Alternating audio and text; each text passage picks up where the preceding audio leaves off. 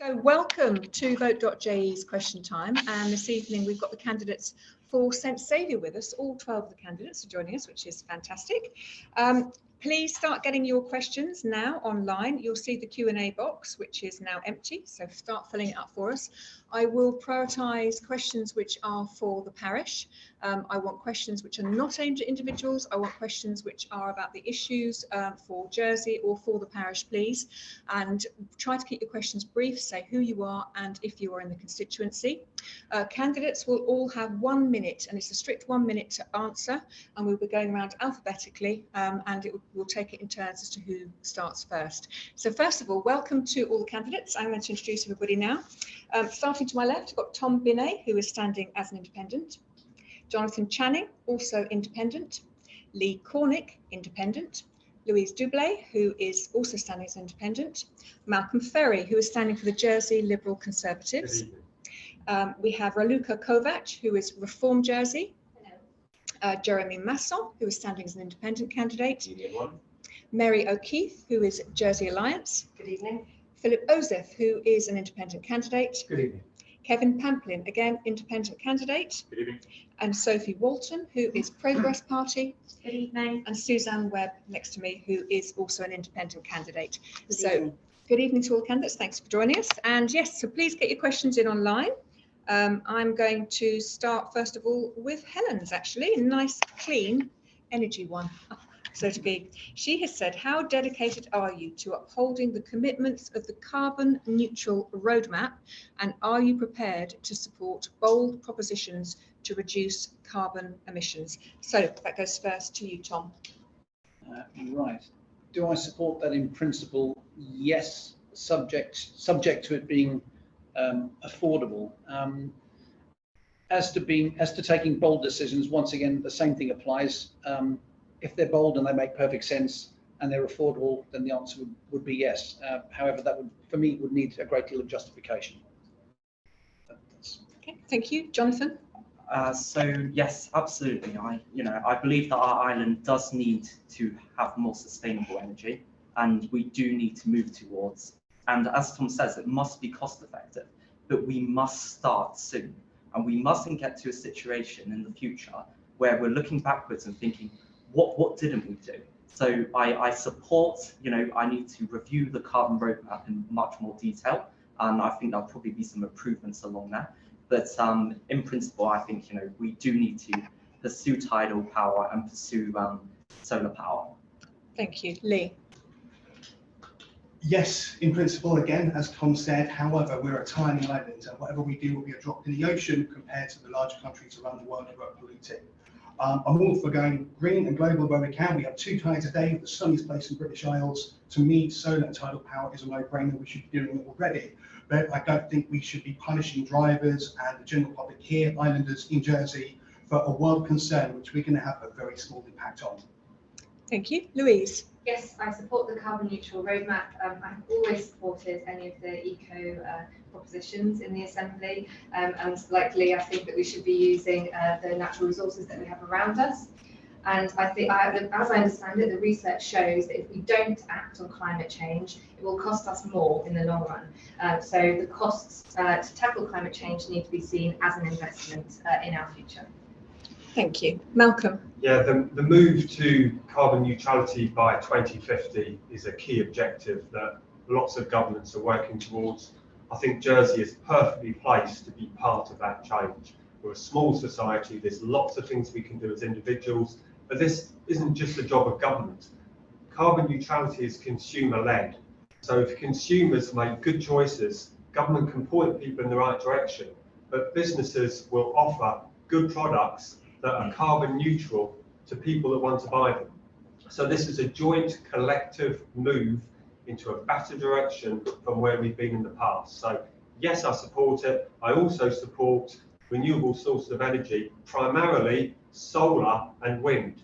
Yes, we've got massive tidal races, but harnessing the power of solar and wind has to be our first objective, because it is the cheapest and easiest way to get that untapped resource. Tidal energy is expensive and quite hard to harvest. Thank you. Raluca. Yes, we definitely need to take in consideration how we can reduce our carbon emission and be more environmentally friendly. From the research done on the island, the main carbon factor comes from the transport, and the second one is from the energy in warming up your houses and offices. Reform Jersey has actually 2 propositions to start to tackle those. We will review the contract with the Jersey bus, which comes to an end, to make more available, affordable, and sustainable routes available for everyone in the island, if possible. And with the installation benefit support that we also propose, is being proven for the ones that already had it, that reduced to 25% their cost as well, and also the carbon emission. Thank you. Jeremy. So thank you, Helen, for your question. I think in principle I agree, and I've supported the proposition in the States when it came through. I think measures do need to be practical, not to penalise poorer people in our community, in particular. So, for example, congestion charges or extra charges on vehicles I wouldn't support, because I don't think that's fair. I also think we have to be very responsible, because in that document it's also about carbon offset, so we need to do that in an ethical way. So, for example, trying to outsource Jersey's problem to other parts of the world is not something I would be too keen on supporting as well. I agree, renewable is important. I also think going back to the principles of reduce, reuse, reduce, recycle is very important, and I would actually like to see more perhaps a tax on excess packaging, because that's a huge amount of waste into the stream and use of energy, which is actually something we could do. So thank you. Thank you. Mary. Hi. The carbon neutral roadmap is quite an interesting piece of work. However, there's little thought has actually been gone into the full costing of this. So for instance, if you were to give everybody a grant of about £5,000 to upgrade their boilers, that would cost the island £80 million. Now, where's this money going to come from? People say, oh, the government can pay for it. Well, the government doesn't have money to pay for it. It's your money that they'll be using to pay for it. So it's not very practical. 80 million is an awful lot of money, and that's only one example of one section of the roadmap if we were implementing it. We've got to do our own personal behaviours. We've got to work on that and look at how we recycle things and how we behave on an everyday basis. But this has to be affordable, because even if we did it 100%, it would be negligible in terms of growth. Thank you. Philip. I absolutely support the objectives of carbon neutrality. The issue was we had a great piece of work done by the Citizens' Assembly that was brought forward to a proposition. But the debate was held right at the last minute of the last State's Assembly. And as another candidate has said, it wasn't actually costed. The move to carbon neutrality is going to cost money. And it's very difficult. Bold decisions are going to be needed. But when fuel costs, which are rising because of the atrocity that's going on in Ukraine, is accompanied by people having to have the extra cost of changing their boilers, it's going to be a real problem. So I suspect the next government is going to have to almost be bold in relation to perhaps not putting those additional 9p on a litre of fuel, which is becoming unaffordable. I'm going to have to do bold decisions such as insulation and other energy recruiting requirements. Thank you. Kevin. Helen, thank you for your question. I think the importance of this question is it's generational, because really we're the custodians for our children and their futures. It's very clear that this is a very pressing need now and in the future. So yes, we're going to have to be bold. There's no way around it. The carbon neutrality roadmap has been voted for, so we must not go backwards here. But we must, as others are saying here, work collaboratively. We proved that we can by listening to people make those decisions. In the parish, we finally have curbside recycling. So when we're working together and listening to the needs of islanders, yes, we can. Thank you. Sophie. Yeah, so we definitely support the carbon neutral roadmap.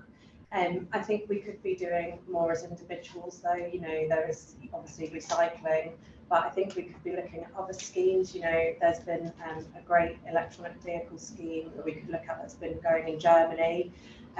They've now got 25% of all new car sales are now electric. So I think, you know, that would be a great way to reduce emissions if we were looking at a similar scheme to what they've done. I also think as people, we could be doing more. You know, we could be looking at schemes to integrate like food composting. You know, there's so many gases that are released when food hits landfill, that actually, if there was a scheme in place where we could provide the public with food composting bins, then, you know, we could look at lessening the gases released into the atmosphere. Thank you.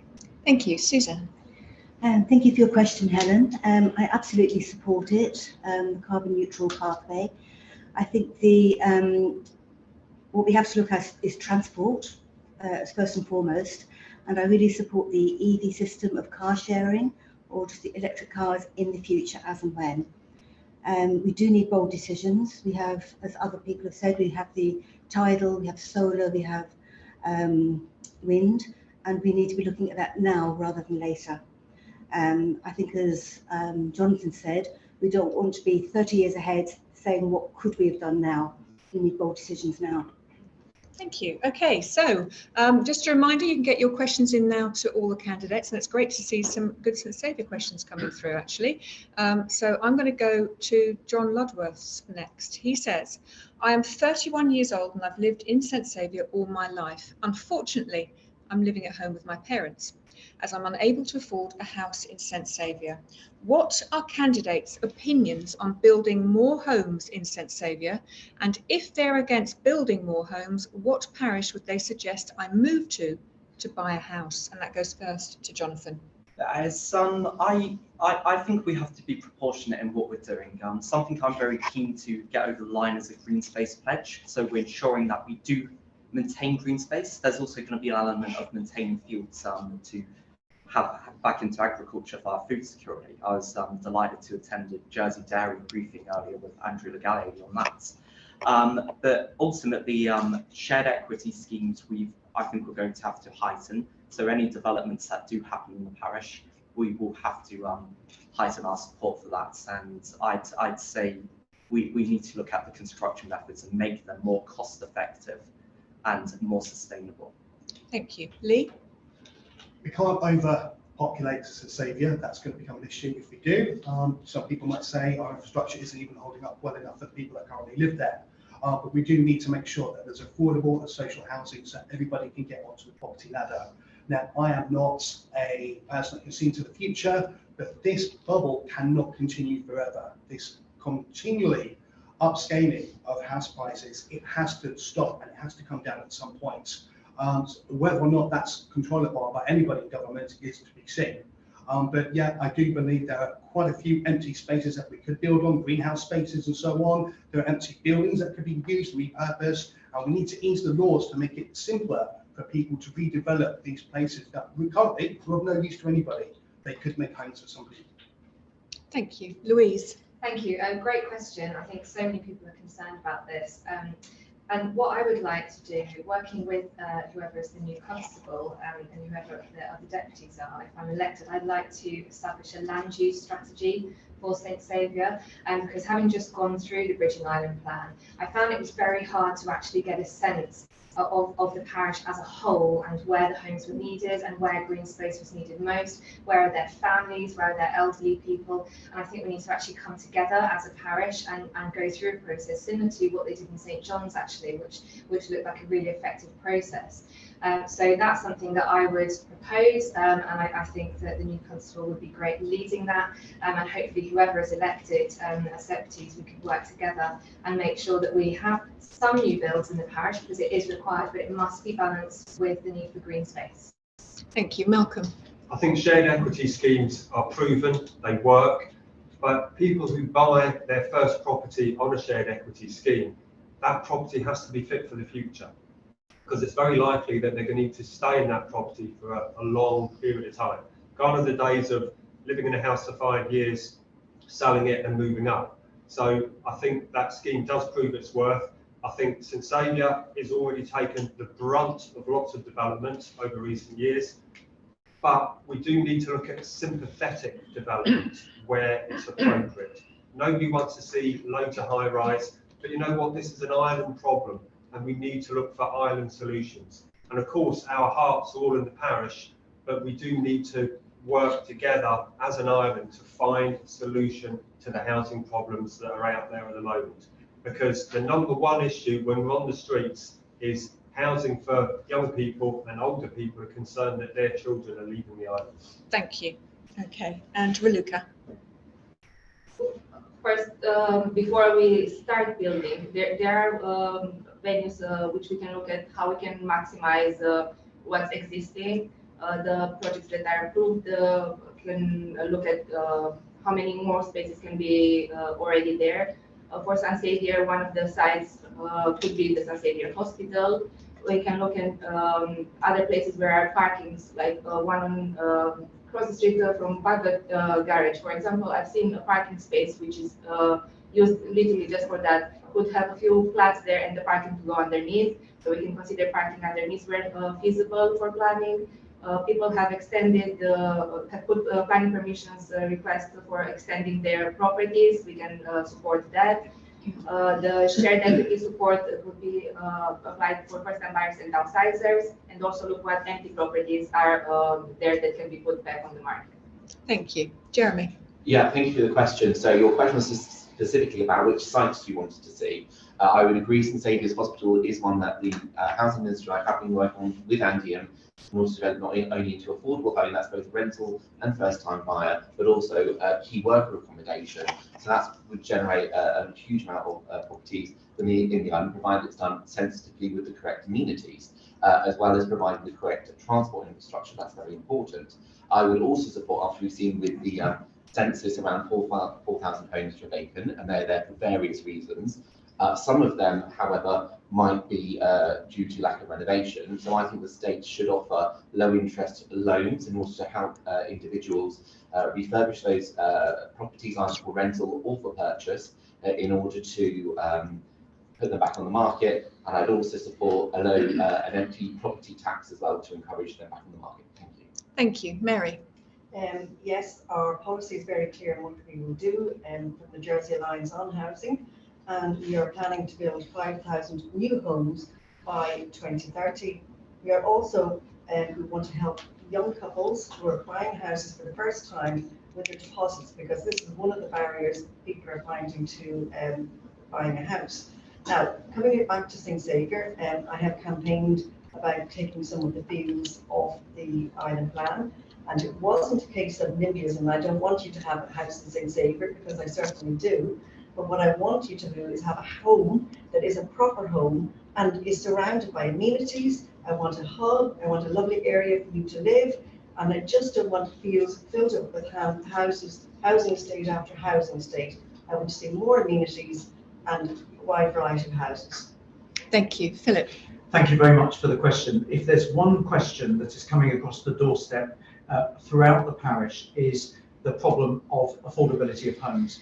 The average 3-bedroom house has gone from, I think, 592,000 to nearly 900,000. That's an increase of over 55%. No wonder people have got no hope. And you have called in, no, I don't want you to leave St Saviour. I want you to have an aspiration of a home that is delivered on either brownfield sites, such as greenhouses, Louise mentioned, on some state-owned sites, such as St Saviour's Hospital. I guess there is going to be need to deliver some rezoned sites, and we should not be afraid of that. And I think that the fractious debate last time about the rezoning should be reconsidered, because the states were not in full information. It is absolutely vital to deliver supply, and we need a parish plan to do that in order to heal some of the acrimony that's been around the subject. I believe you can do it, but we need action, not words. Thank you. Thank you, Kevin. Yeah, great question. And speaking as a parent who knows his son will be coming back from university, I know the world you're living in. And we used to say that owning a property in Jersey is becoming out of reach of everyday folk. The reality now is the island is becoming out of reach for people to live in. We've seen 3,600 people leave Jersey in the last 10 years. In the parish, we've seen just a 2% population growth in the parish as well. We did have to work very hard to lobby against unjustified overdevelopment in the Bridging Island plan. But in 3 years' time, we will be going again. And we've got an opportunity here with the Five Oaks Master Plan and others that we want to see, to listen to our islanders and our parishioners to make sure we're helping you. We need to ensure we're also helping people who are renting, because if you want to get a mortgage, you need to rent and save. So we need to look at ideas and ways to help people who are renting lower those costs as well, so you have any hope of staying in the parish. And we really hope you do. Thank you. Sophie? Yeah, I am currently facing the same battle. I'm in the middle of purchasing a house through the Antium Home Buy scheme in St Saviour's. You know, I think the housing crisis, if you're living through it yourself, is absolutely horrendous. And I don't think unless you are living through it, you can fully comprehend the matter. It's, you know, with Andium, we look at the housing list and who's up there on top. But maybe in terms of when a property comes up in the parish, if there's someone who's on that list as a parishioner, maybe we could look at seeking to push them so they can stay in their parish. It's not, I don't think it's fair if someone is waiting that long and that amount of time that they should be pushed to the bottom if that's where they'd like to stay. In terms of sites, I think it's something that needs to be looked at. I think there's so many areas that are overpopulated and we need to really review what we can do to build. Thank you. Suzanne? Thank you for the question. Whilst I'm passionate about our green fields in St Saviour, there are some of them which are not suitable for agriculture and could be used for development. And I think it would be quite good for the parish to build some nice retirement homes, not too small, but retirement homes, therefore encouraging people living in 3 and 4 bedroom apartments or houses to downsize, therefore freeing up family homes for families. I think shared equity is another option, and also to help young couples with a mortgage scheme. Thank you. Tom? Yeah, it's. I think the question related to would we support more homes in the parish? I think the answer has to be yes.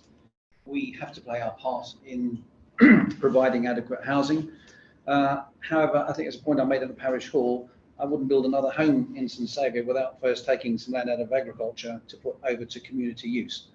To the best of my knowledge, there's another strip being approved at the back of the Five Oaks estate, and that's just putting one house on top of another. And for me, I'd take up yet more agricultural land. I'd integrate some open space for people and then build the housing on the outside. So I think I'd take a very, very careful look at not just putting more houses, but making sure it's done in a suitable and acceptable way. There were some points made about affordability, and I know these are desperate times for people trying to afford a home, but one thing about being a bit older is that I've been around a while and you get market corrections, and I don't think we're a long way from getting a market correction, and I think house prices could be coming down sooner than we think. Thank you. Okay, and there's more people joining us. Just to remind you, all 12 candidates for St Saviour are here, so you can get your questions in. We are taking questions prioritising the constituency. We will not take questions which are aimed at individuals. I want everybody to be able to have a fair chance answering every question. And Stephen Clement has the next question. Thank you, Stephen. He says, I own a small business in St Saviour and I'm really struggling to recruit staff. What will you do to help St Saviour and Jersey in general retain staff and encourage people to move here? And that will go first to you, Lee. Okay, Stephen, so I work for a business in St Saviour also, and we have to recruit staff from abroad on temporary based contracts, and there are so many hoops and guidelines that we have to jump through to get those staff. Sometimes by the time we've done it, the staff are no longer available, and that isn't the only answer. We can retrain people here on islands. You know, we have the back to work scheme at the moment. Some people do some great work with that. Refinding and reskilling people to go into jobs that they never actually thought about before. Also, 0-hour contracts. I know they get a very bad rap. Do you know what? Sometimes 3 people can fill one job to suit their purpose. So I think sometimes it's thinking out of the box. What can I do personally is vote up any changes that will make it easier, of course, for you to get staff and retain staff. Thank you, Louise. Thank you. So I think sometimes when people are looking to move to the island to take up employment, I understand that it's the cost of living that puts people off, and that's something that's coming up as a concern for islanders that are already living here. So I think if we work hard to address the cost of living, then people who are moving to the islands to take up employment, they're more likely to stay. One of the things that I would like to do in terms of businesses being able to retain staff and to keep their staff on the island that they've brought over, is then addressing the cost of childcare. And certainly mothers or fathers who want to go into the workplace, they need affordable childcare to be able to do that. And I think at the moment, we're missing out on huge amounts of talent because parents are having to stay in the home to look after children because they cannot afford to send their child to childcare. So I think working on that issue will free up a lot of talent for businesses to be able to find new employees and to retain them. Thank you, Malcolm. Okay, so we have 1,300 people jobs on the jobs.je website. There are 800 people actively seeking work. There's an imbalance there, and the imbalance is down to skills. There are lots of people, given the right skills, they would find that meaningful work, which is good for your health and well-being, good for your connections.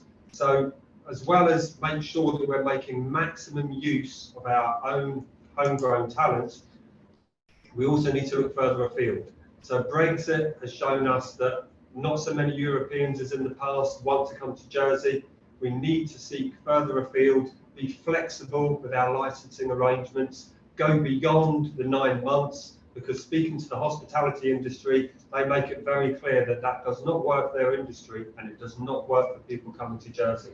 We need to review that licensing scheme, and we favour an Australian style point scheme so that we've got valves and levers to get exactly the skills that we need. Thank you. Raluca. I'm also, we also have a business in the parish, and we also struggle with staffing it. The main problem is actually that even if we have people that would want work, they don't have the 5 years residency, and the small businesses, especially established in the last few years, don't have licenses for under 5 years. We have 4,500 people from the last census figures on the island which are under 5 years, which we can't use because of this licensing problem. So something needs to be done to use already the people that are already here. From those that are here, 2/3 are on the pre-settle accepted, which are here to stay. So we need to make more use of them, of their skills. We also need to look at locals that want to be upskilled in different areas and support them to fill up with the gaps existing in any specialist areas as well. Thank you. Jeremy. Thank you for your question. We've just had a question on housing, and it just shows how population is such a key issue. And this is the other side where businesses require skills. But of course, the problem is people trying to attract workers to the island. They look around and find it difficult to have properties here. I too would support a points-based immigration system so that we had more flexibility, because it's important at the end of that contract for people to leave, so that we have a churn in the population, so that we have a more sustainable population. Whereas at the moment, of course, the ageing demographics on the island, we don't. With Deputy, we did work on actually bringing in 30 hours of for 3 to 4 year olds and extra childcare, and I'm glad that's been achieved. But also I'd like to see progress and completion of the training strategy, because we do need to look to ourselves and our own people in order to do that, as Gibraltar has, in order to capitalise on the skills we have here, and that's what I was suggesting. Thank you. Mary. Yes, I had long conversations, as many of us did, with the Hospitality Association recently, and hardly anybody did not mention that the big problem was the 9-month work permit. It's not working for the hospitality industry, because by the time they're trained up, they're on their way home and the cycle starts again. And this is why they're having difficulty recruiting people. So we definitely need to look at the length of time that we offer hospitality permits. So that could be, I should be at least 2 years, so that they really can be productive and trained well. And they're really willing to work, a lot of people who do come into the island. Now, that said, I was quite surprised when I heard, when I knocked on the door the other day, and there was a gentleman who runs his own business in the parish, and he trains carers. And he's had local people who were unemployed, applied for jobs, they've come along and they have had an interview, and then when it gets to the next level, they've just backed off, because some people actually don't want to work. Thank you. Philip. Thank you for this vital question. The word crisis is often perhaps overused, but every business that I'm speaking to has a problem with recruitment. That's across all sectors, and that's actually spilling over into not being able to get a restaurant table, not having enough people in a bar. In the healthcare system, you can't get a doctor's appointment, you can't get all sorts of different services. there is a crisis in recruitment, and I'm afraid the current government has sleepwalked their way into it. There are the jobs, but there aren't the people. And the immigration system working with immigrations and visas, which was an inevitable consequence of Brexit, is not working. I've set up a not-for-profit recruitment agency delivering Rwandan individuals into Jersey into skilled jobs. But the process isn't working. It takes 2 months to bring somebody to Jersey, and that won't work. We need to deliver the housing and a joined up approach in relation to visas and the work and housing law, and it needs to be done urgently as a top priority of the next government. Thank you. Kevin. Stephen, thank you for your question and having your business in the parish.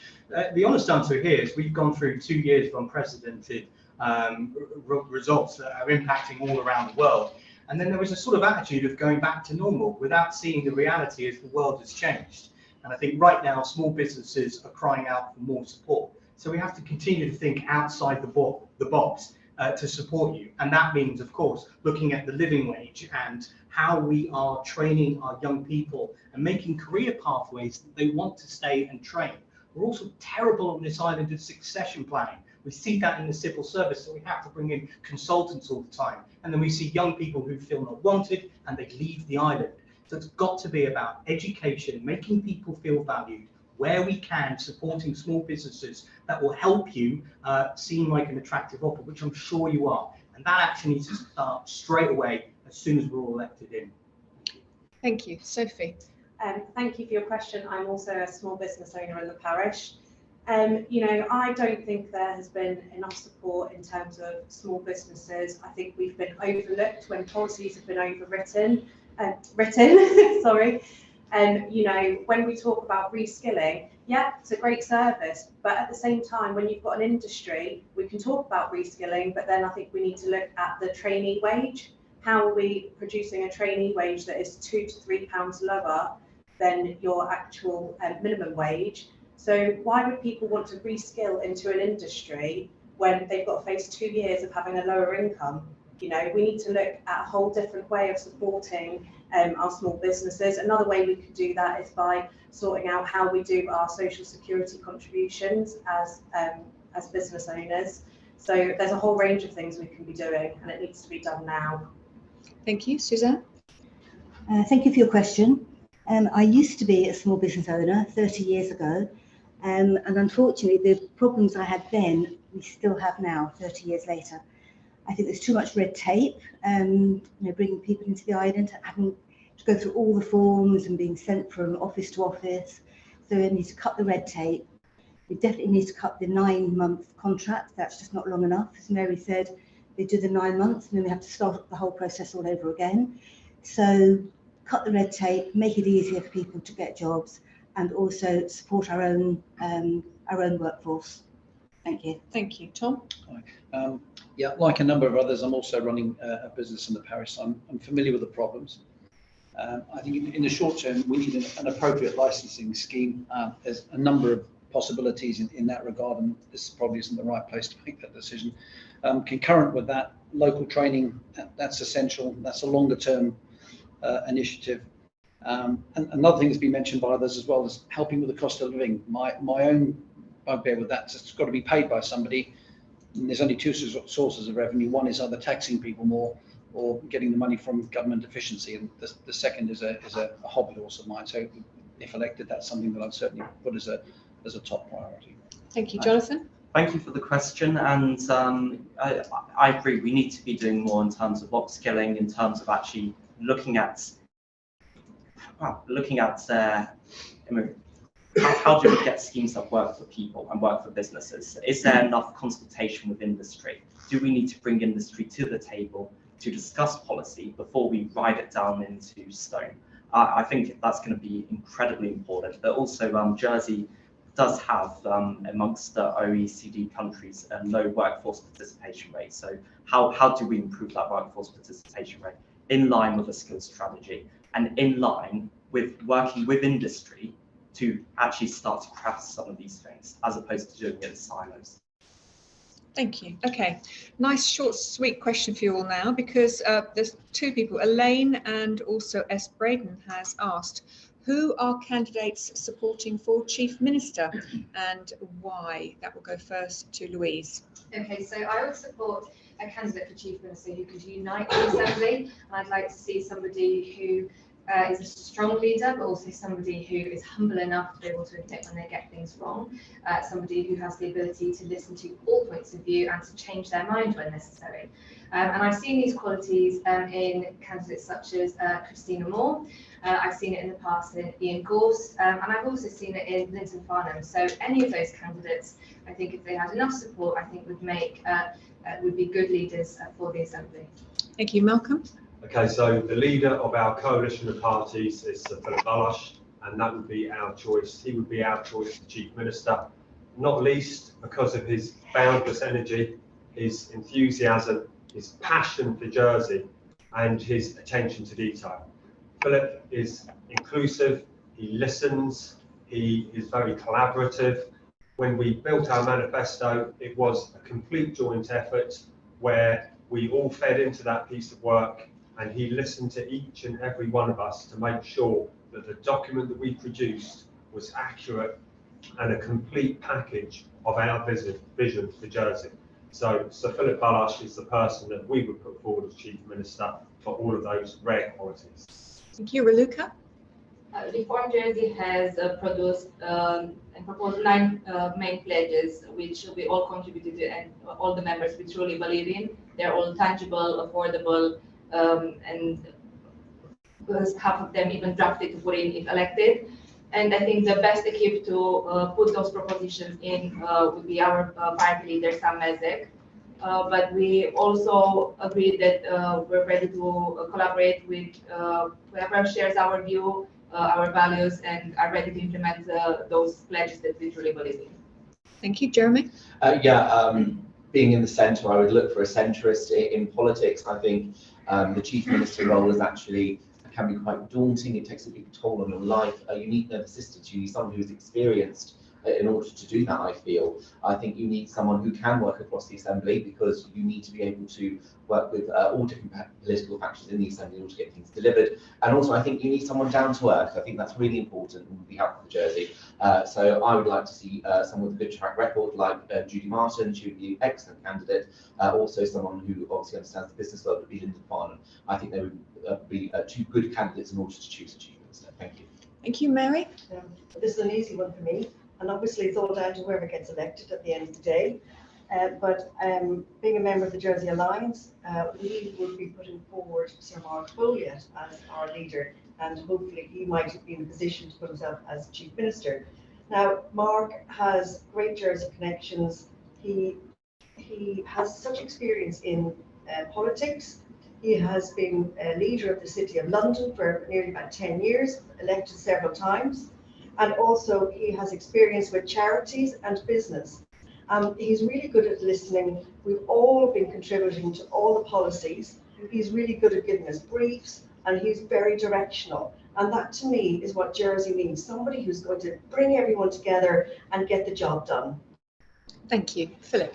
I'm very pleased this question has been asked. I'm supporting Christina Moore if she is elected in District 1 or Constituency 1.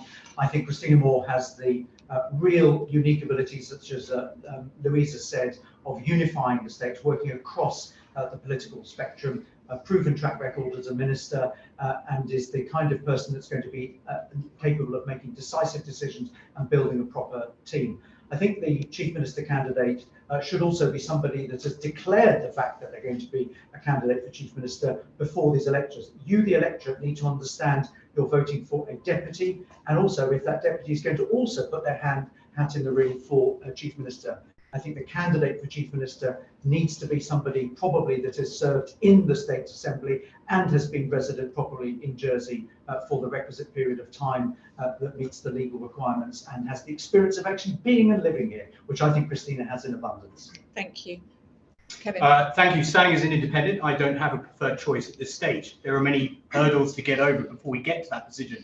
First, we have to be elected. Then out of the 49 people we see, who has been voted for by you. So the next step is listening to you and seeing who you voted for and who has the consensus. then seeing what the choices are. And we've seen over the last 2 years, there is a real difference to what leadership actually is. Because what we've just been through with the pandemic, and suddenly thousands of Islanders were watching press conferences on Facebook, we were all confronted, and not to mention names across the water in the United Kingdom right now, what true leadership is. There has to be compassion, reality, and the ability to work together with the understanding that there are 49 states members who have voted for.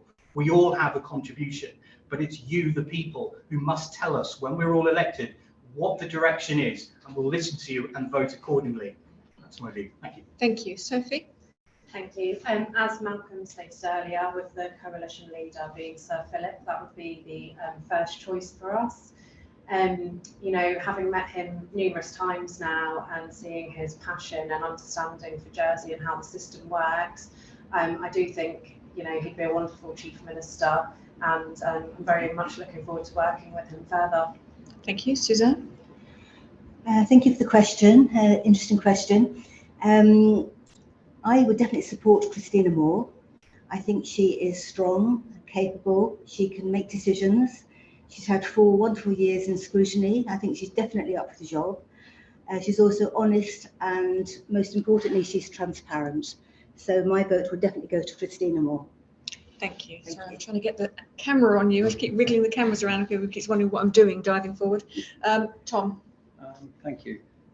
Yeah, we've got a number of candidates currently declared. For my part, I've been looking at this whole process for about a year. I think I've got a pretty clear idea of what's needed in the state. So what I'm actually looking for is somebody that can convince me that they've got a clearer idea than I have, so that I can actually look to be led by them. And I would want them to have a clean track record in leadership and delivery. Thank you. Jonathan? Yes, well, firstly, I think the loss of the island-wide mandate is a great tragedy. And we're sitting around here today and we're saying, oh, well, I think this person should be Chief Minister, but this person has been elected by a single district. So the will of the people has really gone away. And some people say, oh no, parties have come in, but actually parties this time round aren't going to be substantial enough in the states to actually credibly say that, you know, we're standing behind a party because we believe they should be Chief Minister. I think given the new districts, I'd want to look at actually who was coming high on the polls, and I'd want to vote accordingly to that. But I'd say there's 2 or 3 candidates, some who I think will be in that position to have a battle for it. So we shall see. Thank you. Lee? For me, dependent upon the outcome of the next few weeks, I think I would go for either Lyndon Farnham or Christina Moore. They were 2 of the most sensible, pragmatic voices over the past 4 years. They've shown that they've got leadership. They've shown that they're a good personality, good moral fibre, and I think they'll be great representatives for Jersey as we go into the next 4 years, where we really do need to make a change. Thank you. Okay, so I've got another constituency question here, and James has got a specific one that's personal to him. He says he lives along Bagatelle Road and he can't get an electric boiler because of the infrastructure isn't able to support it. What would you do to fix this? And I guess we should talk about the infrastructure in St Saviour as a whole. That goes first to you, Malcolm. Yeah. So, you know, having access to infrastructure is an important part of the whole planning process when properties are built. If they're falling behind, that needs to be rectified as soon as possible.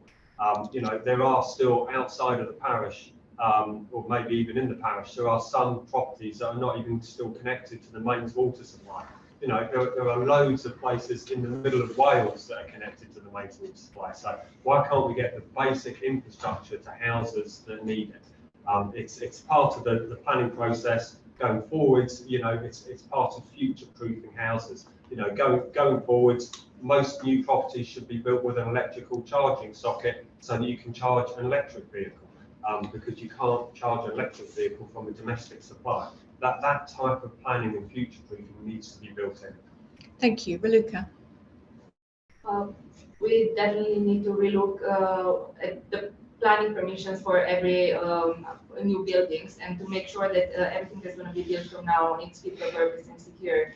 The existing properties as well that are going to be put on the market or are available. should go through, in my opinion, through a landlord licensing scheme to also implement the rental tribunal for the people to be made accountable if they don't provide the right quality of life in those properties that they're putting on the market. So overall, it's very important to have accommodation that is fit for purpose and secure. Thank you. Jeremy? So I wonder if the question could send me the details specifically of what they're asking. More generally, I think it's important to say that we have been changing the planning system because I've sat on the planning application panel for 14 years. We do things called planning obligation agreements. Part of that is when a development is approved, a section of money goes to the states. But we have changed the framework. So it used to be that it had to be something kind of immediate to the site. We have changed the framework so that that pot of money can be then used more generally in the area for greater amenity for the residents of that area. And that, I think, has been a good move. That in time will generate a pot of money which can be used for these types of projects. What also we have, of course, is I think it's the carbon emergency fund. So if it's something to do with that, perhaps that fund could be used to help homeowners with things like insulation, which would also meet our carbon neutral strategy. So really be interested in the details. Thank you. Thank you. Thank you, Mary. I can really relate to what you're saying, and the reason is because I used to have a house around the corner from you in Bonair Lane, and all those houses are 1930s houses. So they were solid, great houses, but they were built in a very specific way. So when I wanted to put my new showers in, I literally had to have the water mains dug from the road right through the garden, right to get back into the house. And there was no easy solution other than I had to weather that cost, unfortunately. It's easy planning for the future, for new builds, to have everything future-proofed. But when it's the 1930s house and the infrastructure under your house is not correct, somebody's got to pay for it, I'm afraid. Thank you. Philip?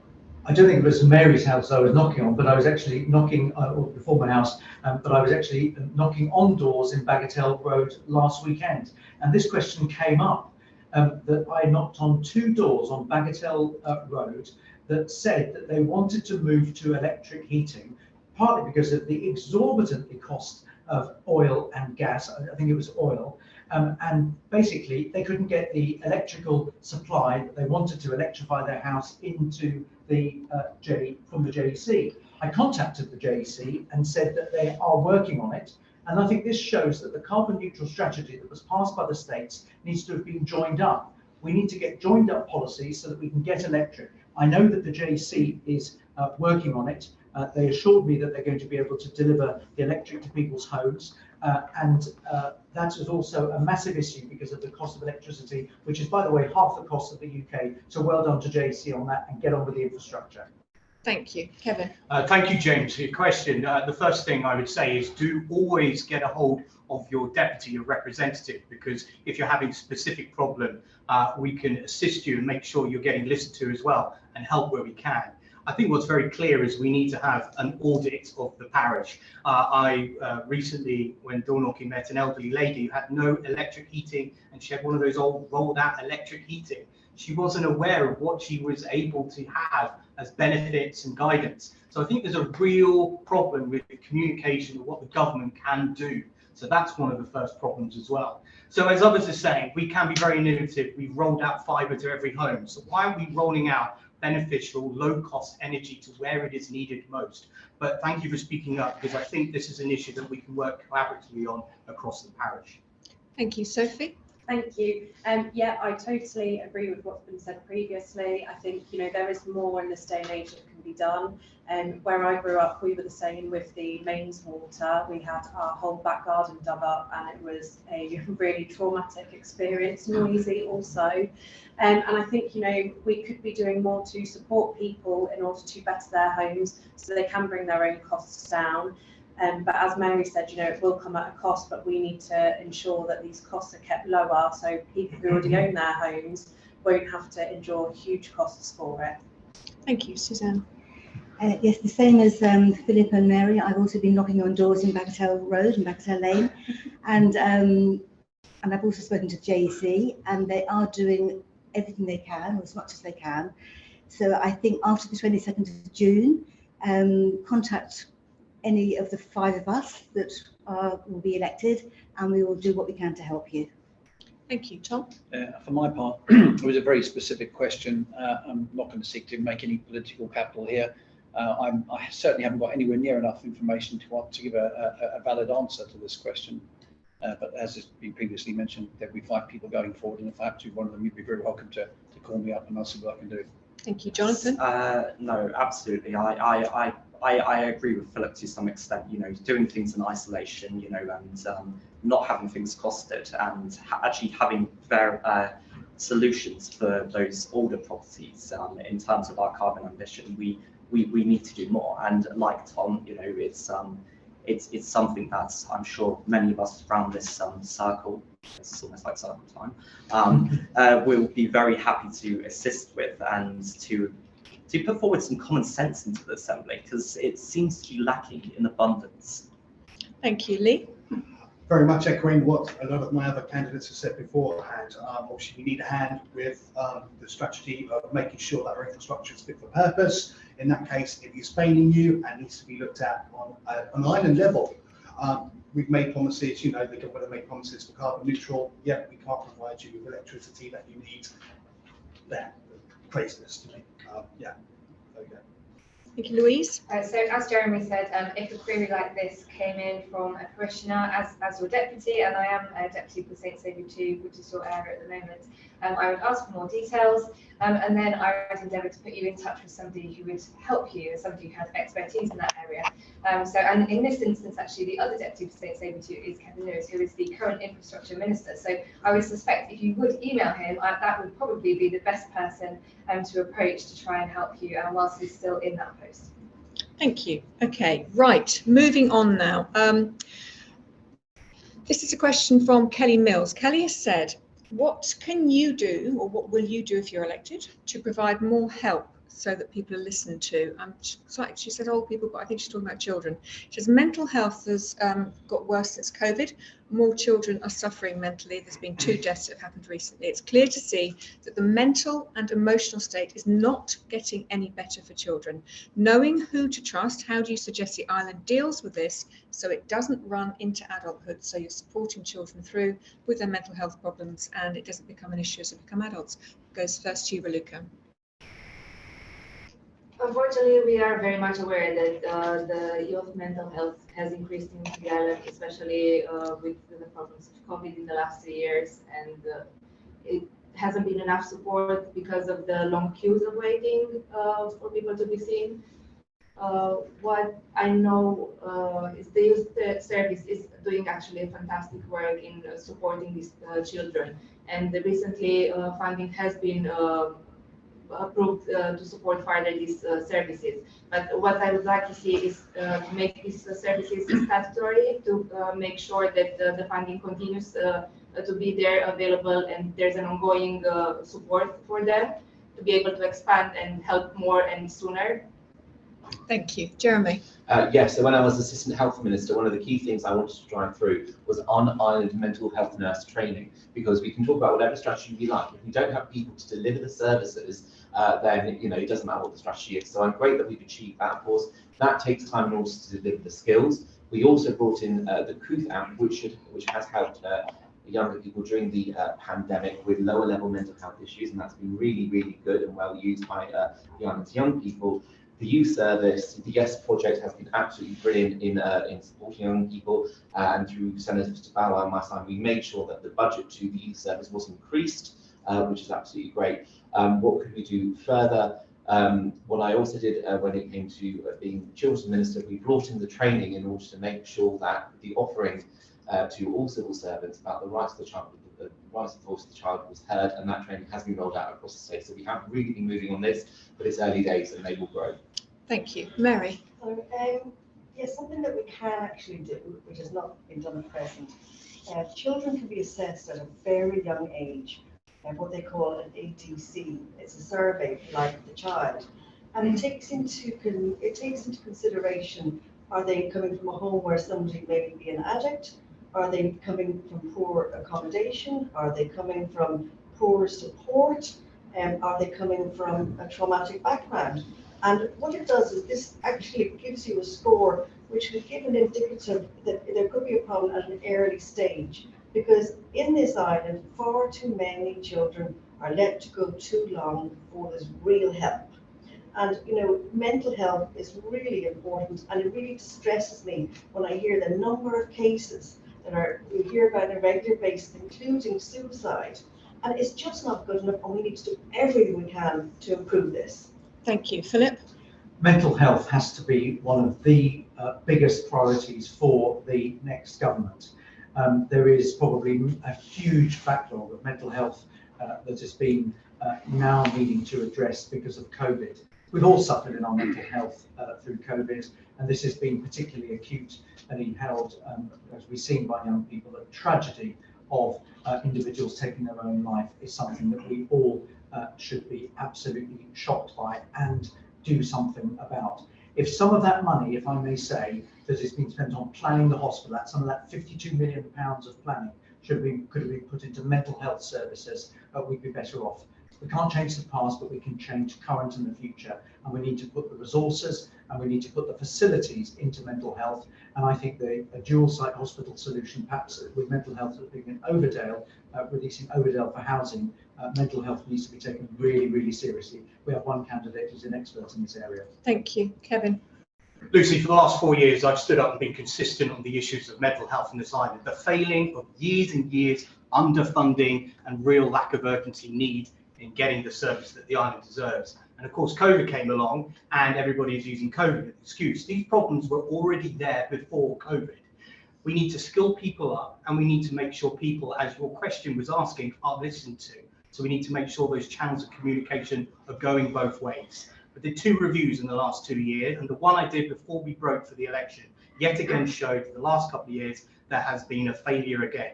I argued to Charlie Parker's face and the government that moving CAMS from health to the Children's Minister, a new portfolio, was a mistake. The service wasn't fit for purpose. And what's happened? It's only got worse. We need to reverse that decision. Where funding is needed, we need to get it in priority, and we need to improve school counselling provision across the whole island. That is urgently needed. Thank you. Sophie? Thank you. Child's mental health, I could go on about this for hours and hours and hours. I've only got a minute. CAMS is, in my view and in my personal experience, not fit for purpose. The waiting times are absolutely horrendous. I do not know how you can let a child wait 13 to 14 months for a vital assessment. And not only this, we have to think about, in this day and age, how we're living in terms of social media, the easy access that children are given. We need to be supporting them through schools to make sure that they're supported in learning about this new digital world. What we are doing is not enough. We are letting our children down, and we need to prioritise them now. Thank you. Thanks. Suzanne? I agree with what's been said by many people here this evening.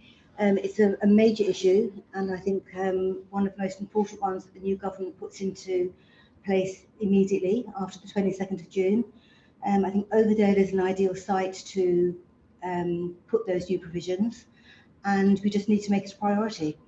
Thank you. Thank you. Tom? Yeah, this is very close to my heart. I've been involved with mental health charity work for nearly 30 years. I was 10 years chairman of the Schizophrenia Fellowship. 2 years ago, my sister and I were so appalled by the standard of service that we're getting here in the mental health department that we set up our own charity focused on mental illness. And what we've come across in those 2 years in terms of the service being offered is actually appalling. Our entire health service is in disarray. It's the senior management and poor political leadership that's to blame. Whoever takes charge of it in the coming parliament needs to do a top-down cleanup of the whole job. And as I say, I think I speak here with some authority. We've even found that the service we were offering, we found people at the senior level communicating with people within the service, telling them not to engage with us because we were being critical of the service. And we would get some engagement when we started to tell people how much we supported them. It's a disgrace. Thank you. Jonathan? Firstly, to pick up on what Tom said, I think health and community services is possibly one of the worst run departments we have within our government, and heads need to roll. And I think that's something that new candidates need to be very strong on. We really do need a shake-up within that. I think we need to be better about how we engage people. We have, you know, pathways for people to go in for support, but then they go on a waiting list, then they feel better, so they come off the waiting list, and suddenly, you know, there's no contact in between. We need intermediate support in between. And like Sophie said, on this issue of diagnostic waiting times, you really can have very detrimental effects to individuals in that period of when they're waiting for that diagnostic. So roll heads and let's sort it out, because it's something that I have long been frustrated by, and my experience with it is just. Thank you. Lee. I find this absolutely heartbreaking. A few years ago, just to help some of the people that I work with, because I needed somebody to talk to, I endeavoured to take on a counselling course. I only done the introductory part just so I could listen to people. And you know what? Sometimes people just need to be listened to without judgment. But you know what? You can't go to your parents, you can't go to your teacher because they already know you. So one of the things that I've been thinking about recently is that we need to fast track some very basic CRB checked people. Mind can do a mental first aid health course in a couple of days. Now, I'm not saying that we can get somebody out there to fix all the problems we have, but this is just one addition to everything that everyone else has said, is that we could fast track lots of counsellors on this island, because they've already studied part of the courses, and get them out to schools and youth services to assist and to calm our youth down at the moment, because they've been told that they can kill their grandparents, they've been told to wear a mask, not to go out, don't do this, don't do that. We need to Thank you. Louise. Thank you. So my background is in psychology and primary school teaching, and listening to children is really in my bones. It's at the heart of everything that I do. It was my proposition which has set the ball rolling on getting children's rights written into our laws. And I will continue, if I'm re-elected, I will continue to tirelessly advocate for children's rights and to drive that culture change, so that we are actually thinking about children before anything else and thinking about them throughout everything we do. Some things that I would like to see: parenting support. Throughout COVID, the parenting support services have stopped. They still haven't restarted, and I think it's absolutely key that we support parents to support their children. I think others have spoken about training people on island and support within schools. Those are really important as well. And also children, when I'm speaking to them on the doorstep, they want more places to play, they want more places to relax, and they also want less pressure at schools. We need a proper recovery curriculum post-COVID that takes into account children's mental health as well as their academic achievements. Thank you. Malcolm. You can see lots of people around here are very passionate about mental health. I spent 11 years at Citizens Advice Jersey, advising lots of people on many different issues. Lots of them had mental health issues caused by environmental problems or addiction problems, many of them stemming back to the early years of their life.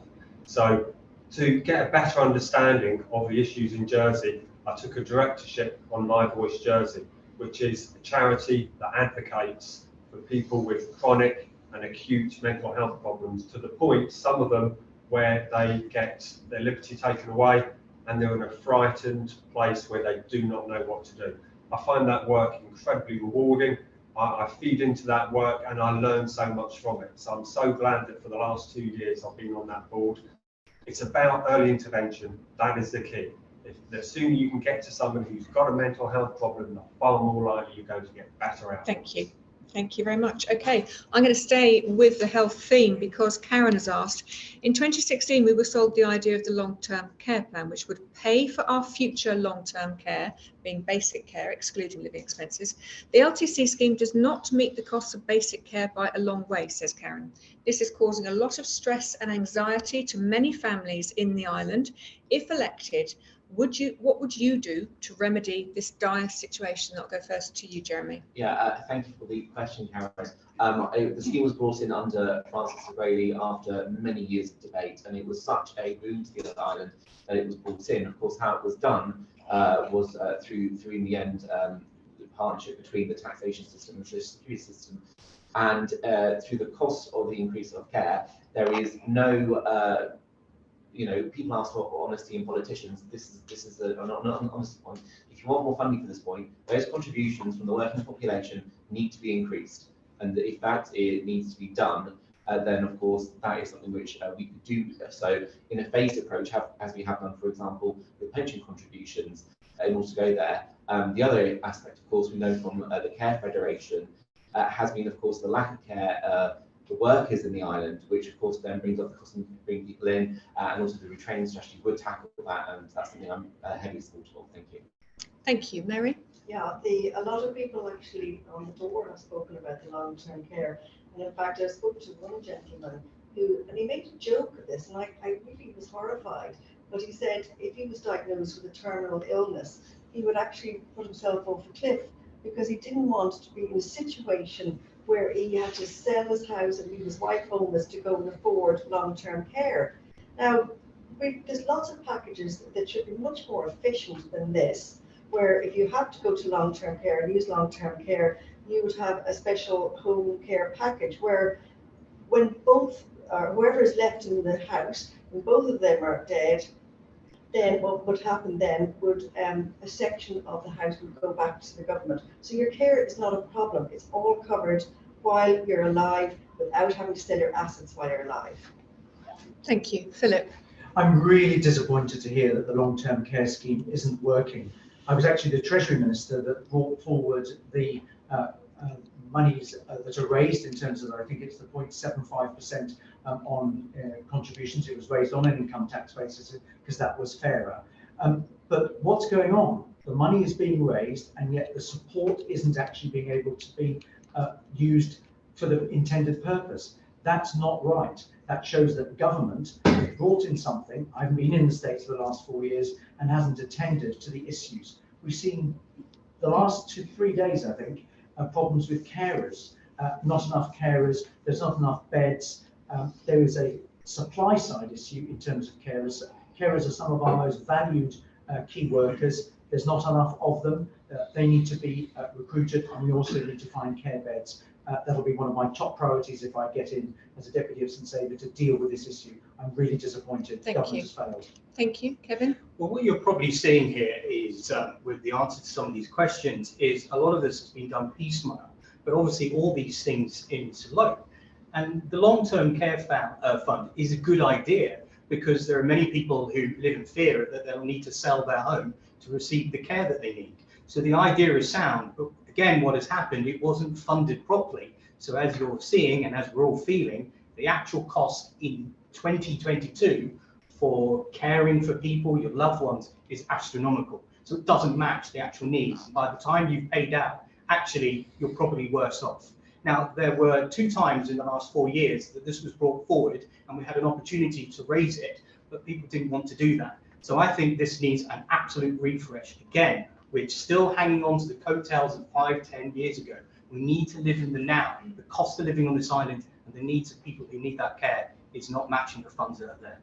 Thank you. Sophie? Yeah, I think that a lot of people get easily confused when they talk about the LTC. I think a lot of people still worry that they will lose their home if they get put into a care home. You know, I think what we also don't understand is that with long-term care, it's to support and fund the actual care part of it. You know, people who go into care homes don't realise that actually when you separate the two, there's also the hotelling. And I think there should be support for those who, you know, have maybe already had a husband or wife pass away and then they need to go into a care home. I think there should be more support for those people so that they're not panicking about what happens with their estate for their loved ones. Thank you. Suzanne? Yes, I think this is a huge problem and a big worry when one partner passes away and leaves the other. I think the whole policy needs to be completely looked at again and rethought out. The cost of living now, you know, the cost of care now in this 2022 is astronomically higher than when the policy was put into place. So I think the first thing, or many first things that the new government needs to do is to rethink this whole policy. Thank you. Tom? Yeah, for my part, I'm not an expert on the long-term care scheme. However, I sort of refer back to the answer I gave about the mental health services. It's part of a bigger problem in terms of healthcare provision linked to the hospital and everything else. So, as I was saying before, the new government really has to take a very, very serious look at all elements of care, including a big review of the care model and all the extensions of that, including the long-term care scheme. Thank you, Jonathan. Yeah, as Tom, I'm not an expert, but from a societal perspective, it seems quite an unfair scheme. It's, you know, it needs to be rethought. I think we absolutely need to look at sort of, you know, the assets we're taking and, you know, really consider that in a bit more detail. And ultimately, I would advocate us looking at how we can keep people in their homes for longer. You know, obviously with dementia, that might be a bit difficult, but there's, you know, hospital to home healthcare has to be a consideration in the overall care in the community model. Thank you, Lee. I think the long-term care review is overdue. We need an in-depth analysis of it and to see where we're actually going wrong. We actually need to speak to people who are using it as well and who have used it to find out where the issues actually are. It's okay us sitting around here saying we're going to do this, we're going to do that. I don't know your exact situation there, Karen, and I'm guessing there are probably quite a few people very much like you across the island. We need to review this, we need to have a proper look at it and establish where we're going to go forward from this, and that should be a key priority of the next government, whoever it's going to be. Thank you, Louise. I think something that we desperately need and which the current government has failed to deliver is a proper population policy, because until we know in more detail the amount of people that we are going to have in the island in X number of years and what their ages are, what their skills are, then we can't actually really plan for long-term care properly, and we can't really plan for how much money is going to be needed. So that's something that we need to do. We need to value care more in our society, and as a society we need to be understanding that actually people who are part of the workforce will also need to be caring for people, and we need to be offering flexible working and be understanding of that, and we need to think outside the box a bit. It might not work for all sectors of the economy, but a 4-day work week would free up people to be able to provide care for their family members. Thank you, Malcolm. So I worked at the Social Security Department when the long-term care scheme was in its gestation period. So there was two aims of the scheme. Firstly, to stop people having to sell their home when they went into needed care. And secondly, it was only designed to pay for the cost of that care. So glad that Sophie has picked up on those points. We had a great conversation with somebody in the week. The scheme itself is a similar scheme in Guernsey. It's the envy of the UK. Every time there's a UK election, they talk about having a long-term care scheme in place. Nothing happens post-election. We took the brave decision to have a scheme in place, and that the whole ethos of the scheme, as Jonathan rightly says, is to keep people in their homes if they want to, and they are safe for as long as possible. Yes, it needs a review, but we've got a great scheme. It does need some tweaking. It does need inflation. Thank you, Raluca.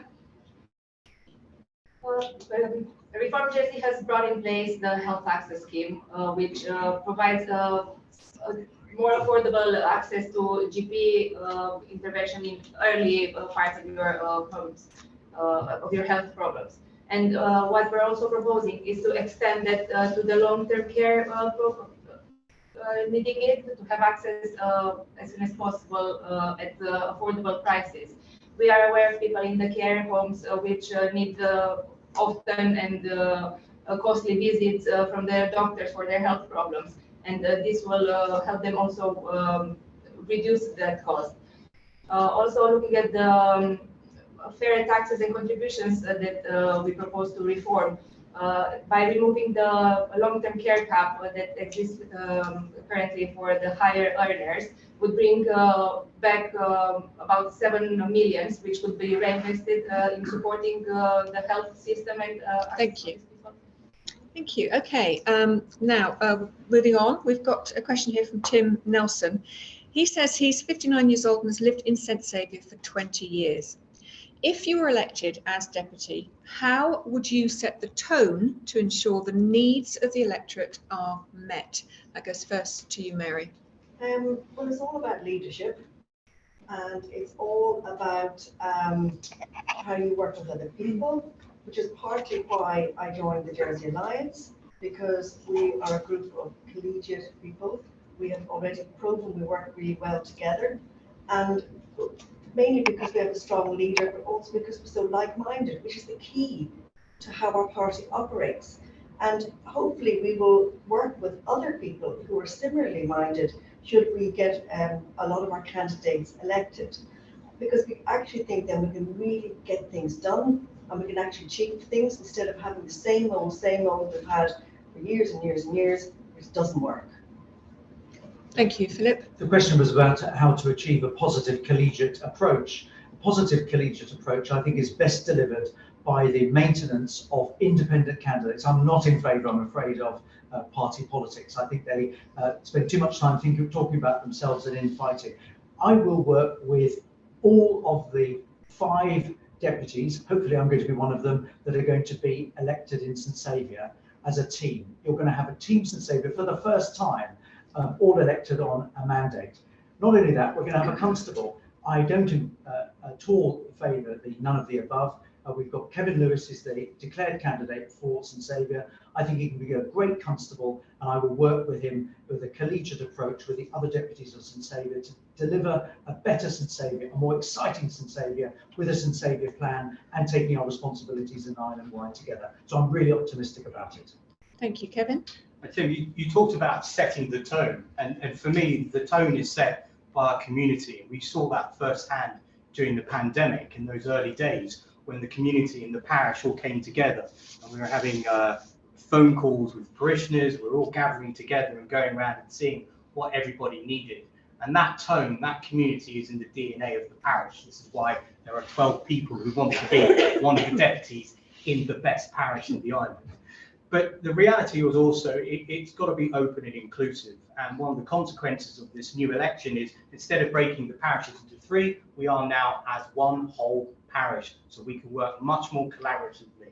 And we also have to take on the legacy of the former, which leaves a gaping hole in our hearts and in the parish. And we have to continue that legacy, working with the new constable, working together, that the tone works both ways, set from our community. Thank you, Sophie. Thank you. I am really fortunate. I work already with parishioners on a daily basis, and I do believe that in order to set the right tone, we need to be working with the community. We need to be working with parishioners. Myself and Malcolm have already ran a couple of drop-in days in the salon. You know, it's such a nice, relaxed atmosphere, and I'd like to be doing more of that. I'm actually looking at extending the back of my salon at the minute to incorporate a nice space for any parishioner. Not only for that, obviously for business also, but I would like to offer that up if I'm lucky enough to be elected, to invite parishioners to come in, have a cup of tea, have a chat.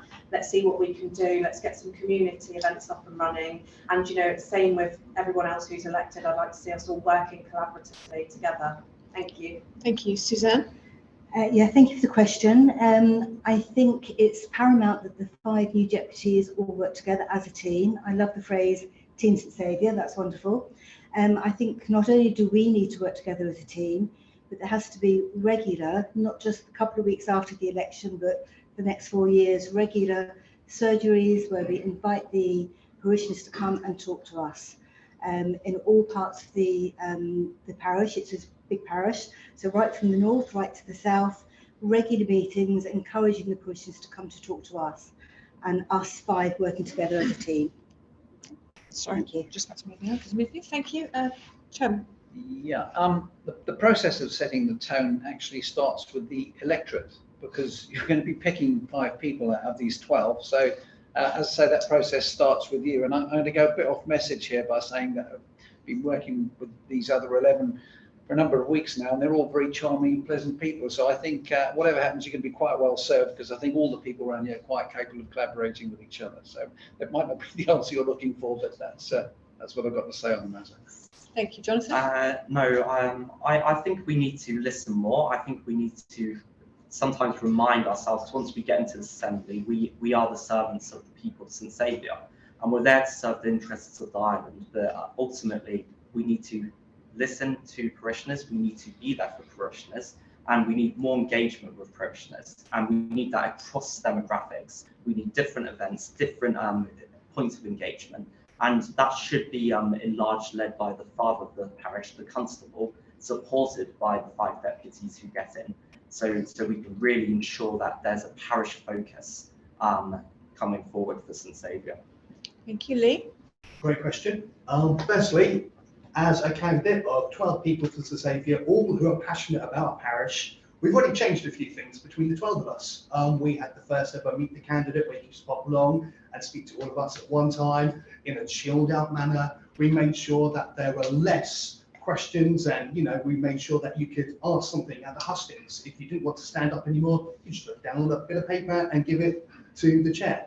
We've already made some transitions where we can actually access your opinion much quicker. I know one of the reasons I'm standing, one of the main reasons, and also for many of the other fellow candidates here, is that we want to make a difference. We have found that the politicians have not listened to parishioners or islanders for the past 4 years. The disconnect I have never seen so bad, I don't think, in any time in my life. And that's why I'm standing. And yeah, I think we make a good difference. We listen to you. Thank you, Louise. I want to echo what Tom said, actually, and I have really enjoyed getting to know all of the new candidates, and I really hope that I will be re-elected, because I'm so excited to work in a revitalised St Saviour team, a united St Saviour, and I'm positive about that. And in terms of setting the tone once we're in the assembly with the wider assembly, for me, integrity is absolutely key. Knowing what your values are and acting always, whether you're in a private space or a public space, acting in accordance with your values at all times. That's something that's very important to me, and I will continue to act in that way and to make decisions in the best interests of the people who have elected me if I am re-elected. Thank you, Malcolm. So in March 2020, I was called upon by the government to set up the Community Task Force to protect people in Jersey from the worst ravages of what was to come during the pandemic. In those early days, we didn't exactly know what was going to happen, but within days, we had offers of money, offers of support from the whole of our community. So how do we set the tone to make sure that we continue to look after ourselves in this post-pandemic world? And that is to not wait until all of our backs are against the wall, until we genuinely start to look after each other and genuinely start to help each other. Because during those early days and weeks and months of the pandemic, I saw the best qualities in so many people. People would literally contact me and say, if I give you £20,000 tomorrow, how will that impact and what difference will it make? I gave them the solution, they gave us the money, and we made it work. Thank you, Aluka. In all my voluntary work in the last few years, I've been very involved in the community, and I've listened to everything that people were needing help with. And I want to encourage many other elders, parishioners to work with the community. I think it's really important to listen to everything that they want to tell us and to work in a good collaboration with all the 5 that will be elected. And I think we're already doing a good job on that. I think if you see, we're the only parish, the only district that actually had a picture together. And as Lee has said, we've already set up a different way, more familiar of having hustings and more approachable. So we're very diverse ideas, which we can bring to the table. Working collaboratively will help the parishioners greatly doing that. Thank you, Jeremy. Yeah, so this is going to be my 5th election. I've kept my finger on the pulse of parishioners by initially I did do surgeries, but they weren't actually very well attended by parishioners. They were well advertised, but they weren't well attended. So I had to change what I did. So instead, I did my midterm tours in my district, directly, again, like an election, door knocking on parishioners' doors, because there's only a certain type of person that will go to a surgery. If you want to get out there and actually speak to as many people as you can, you want to keep the tone, understand the tone of your people and the pulse of what they're thinking, He's got to be proactive engagement. Statesmen have to go out and do that.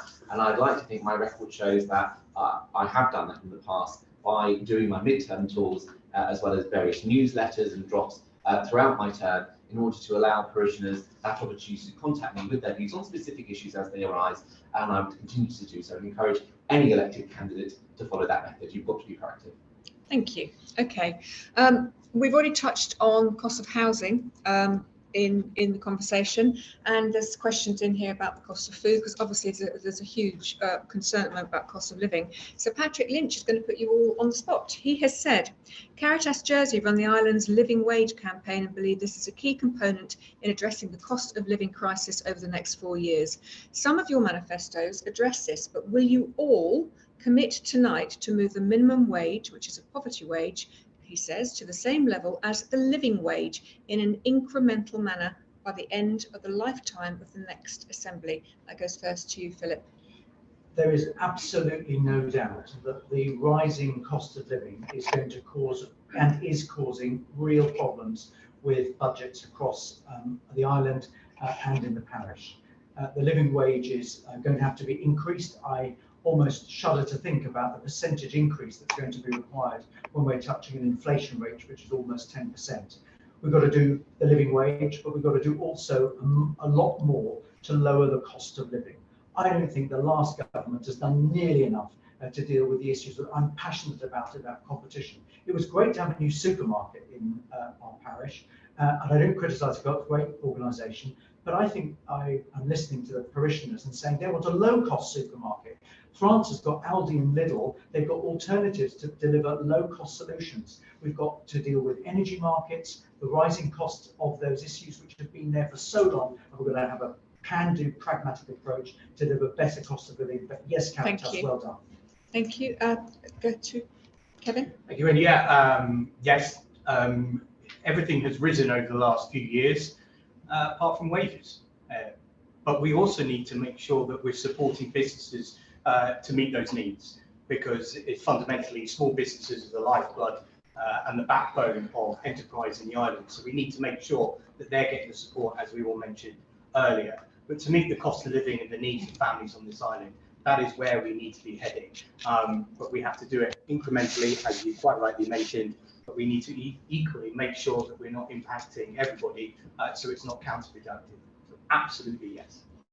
Thank you, Sophie. Thank you. Yeah, I would totally support the bringing up of the living wage.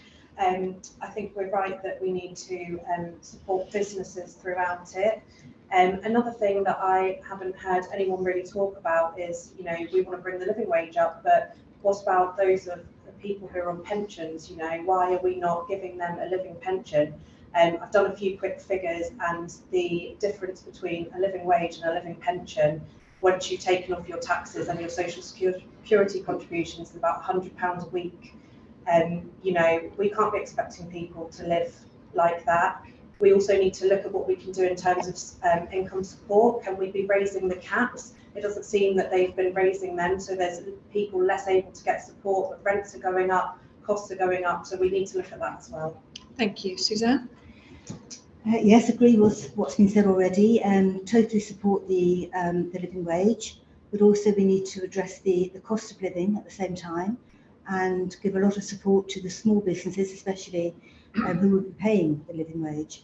So again, the whole concept needs to be looked at in detail. Thank you.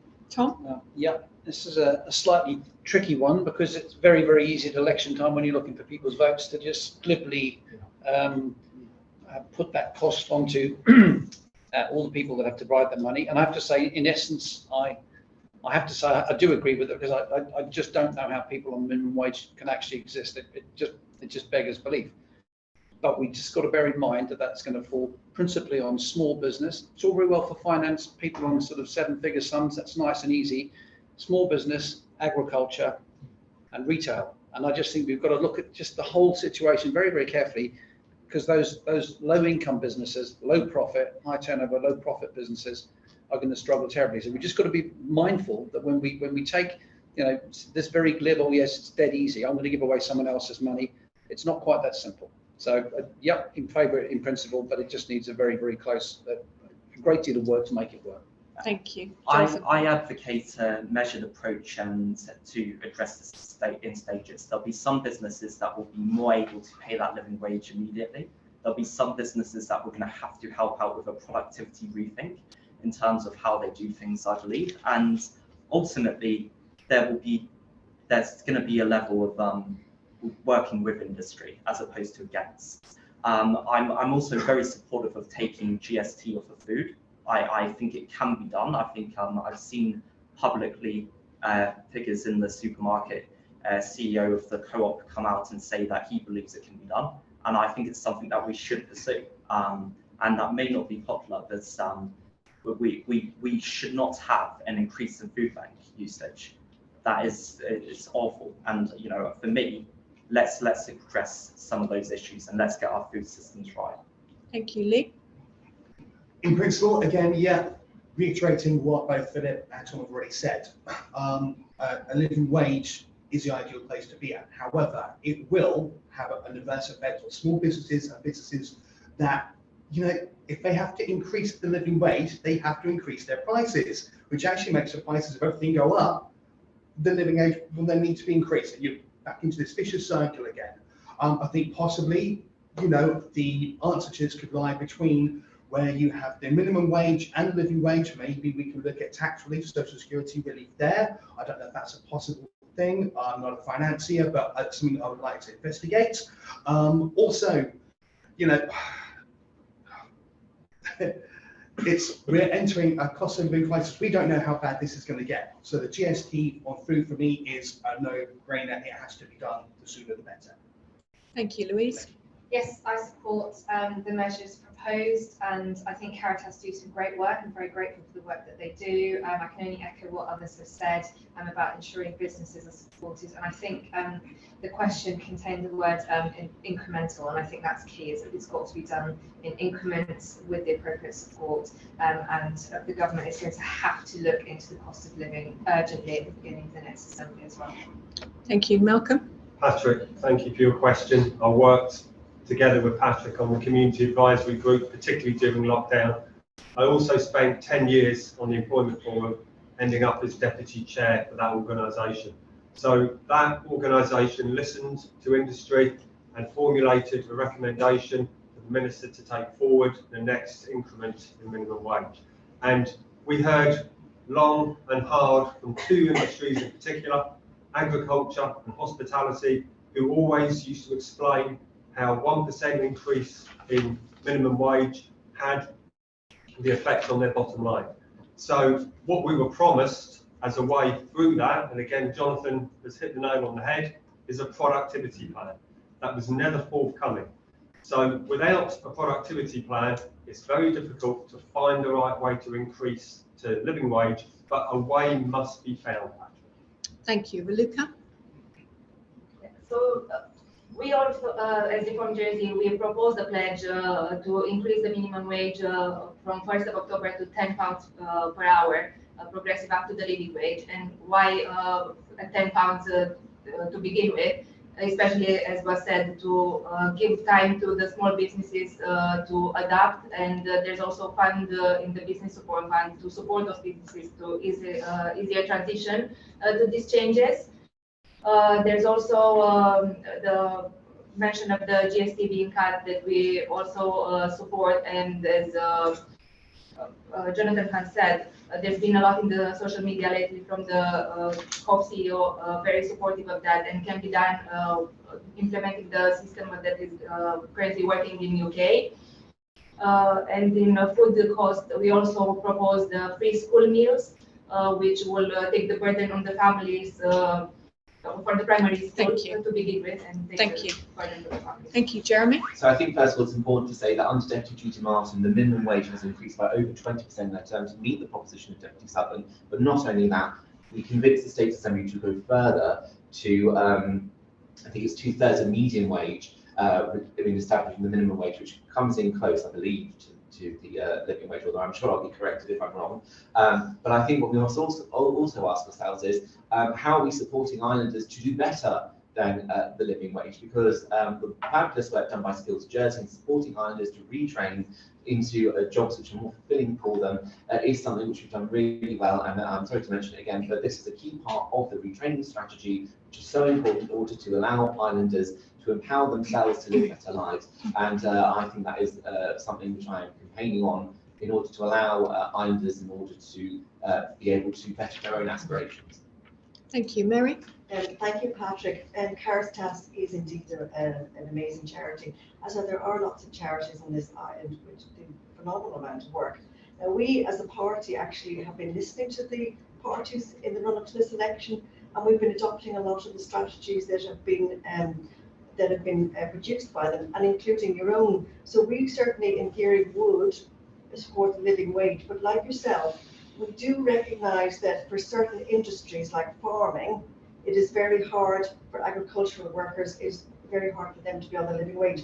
So it has to be done in a very incremental way, as was mentioned earlier on.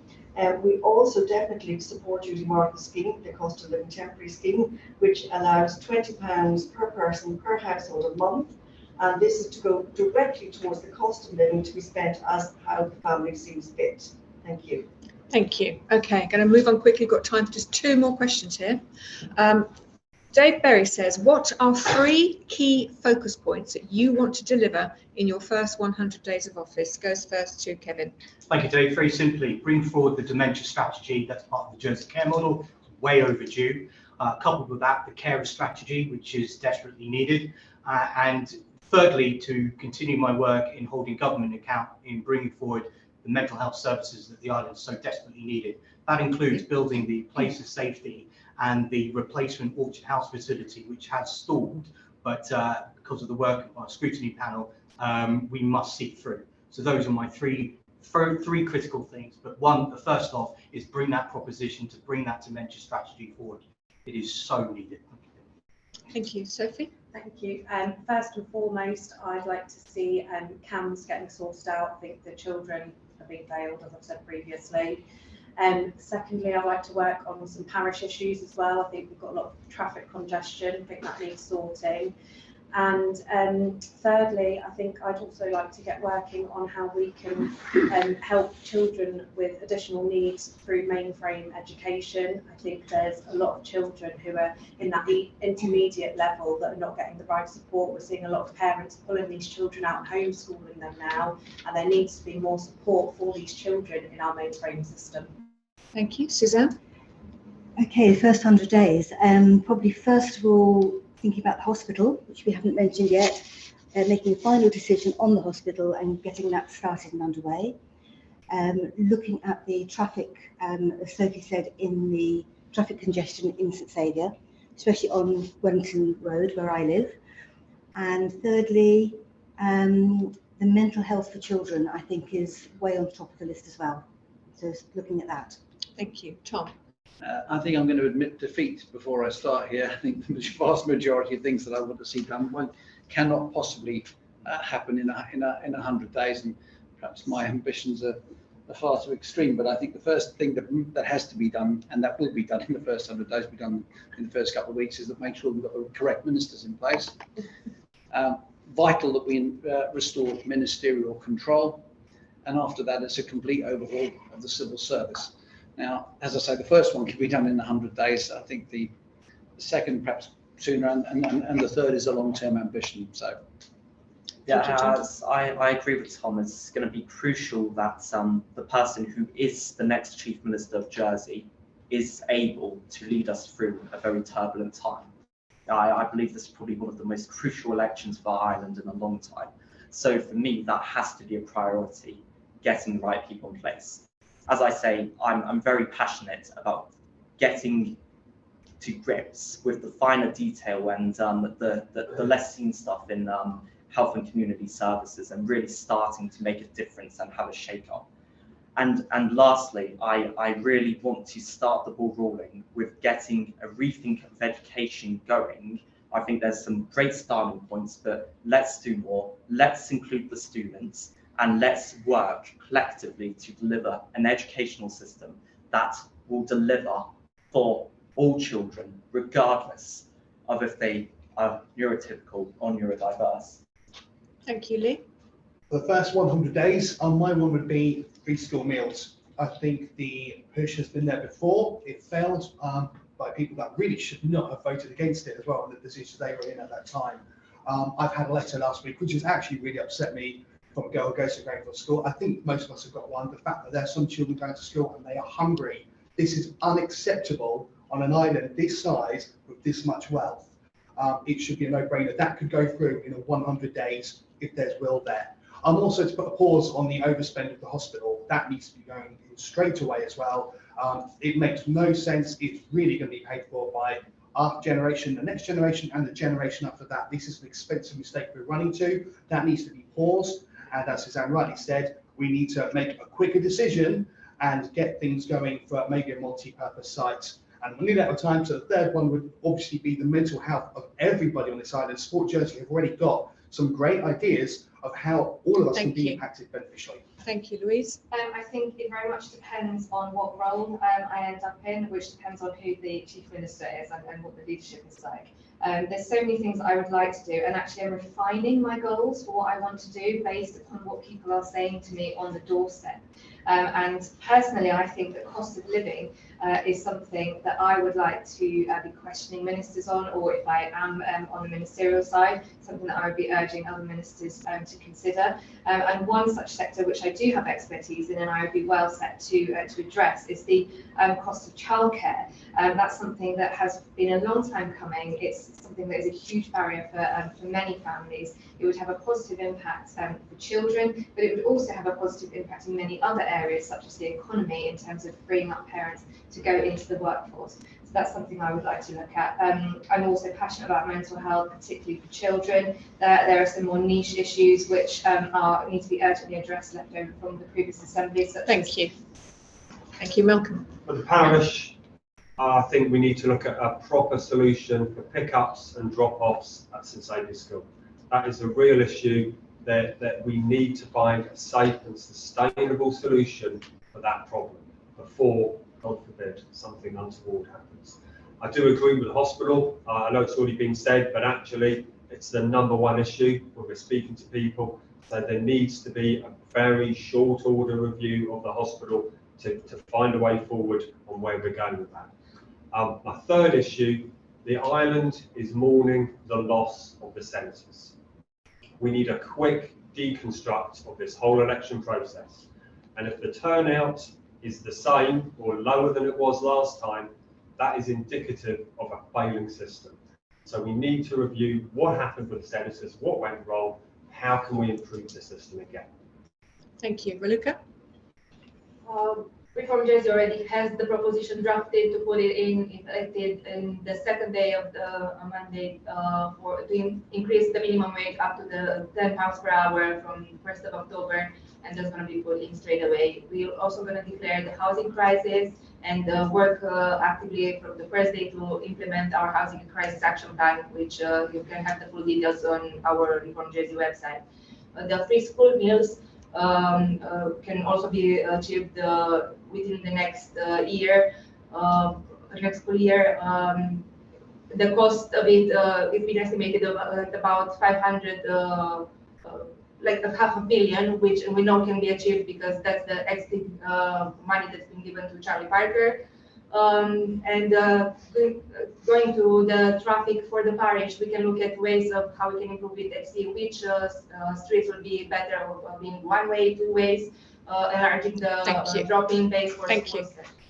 Jeremy? If it's the next 100 days, we need to be realistic about what we can achieve. So I think the parish should establish a committee to oversee the development of St Saviour's Hospital site and transfer the St Saviour's Hospital site to Andrew Homes to develop the affordable housing homes that we need. The second one would be a review of our 1933 energy law, electricity law, because there are people who want to connect onto the grid via solar panels, but because the payback rates, it's prohibitive for them to do so with the JEC. So that needs to be done, and that would allow individuals to grasp that.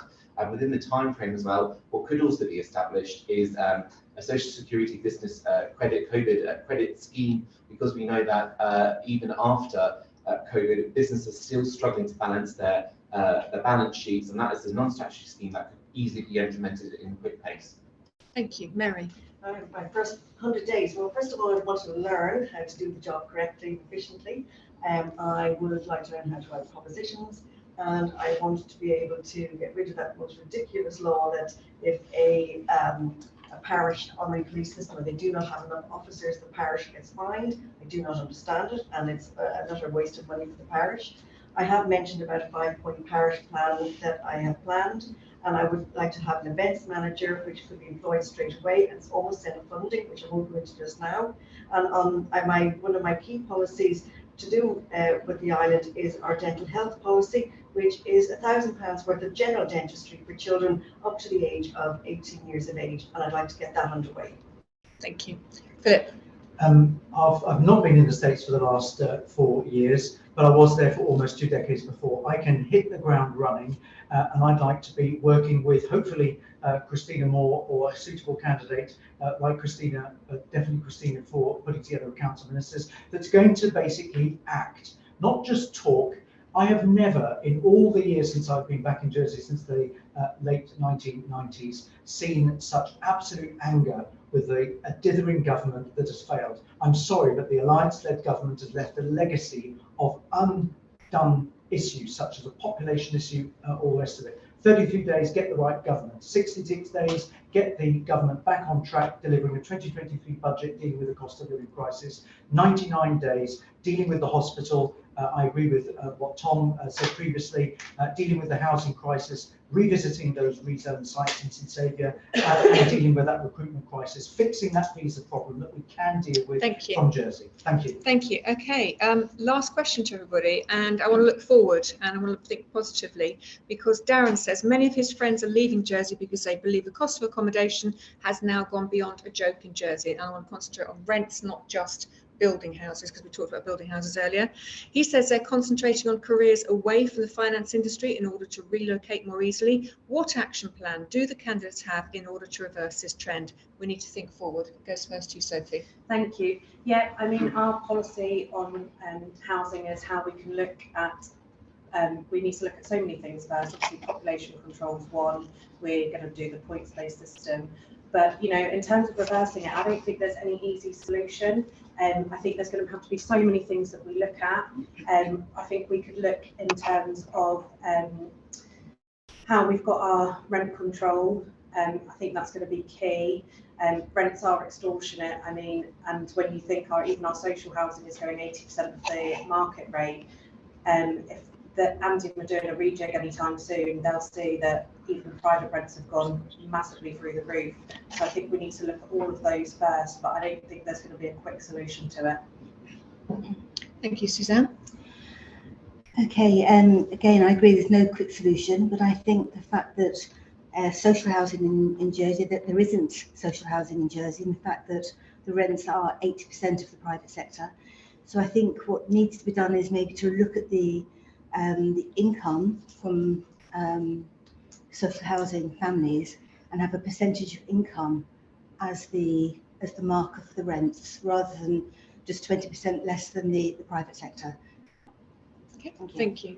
Tom. For me, sadly, I don't think there's an awful lot of government intervention that can reverse that trend. I think it'll continue for some time, and you can see why people are tempted to leave. They can sell their house, take a large profit, and can move somewhere sunny and be without a mortgage. And to some extent, you might say, well, you can't blame them. But as I say, for me, I've been of the opinion for some months that we've got an economic storm heading our way. 9% inflation, that's going to carry on for some time. That's going to have the effect of changing the dynamics of everything that we're doing. And I think the trends that are happening now, 12 months, are going to change quite dramatically. So I think we've got to prepare for that.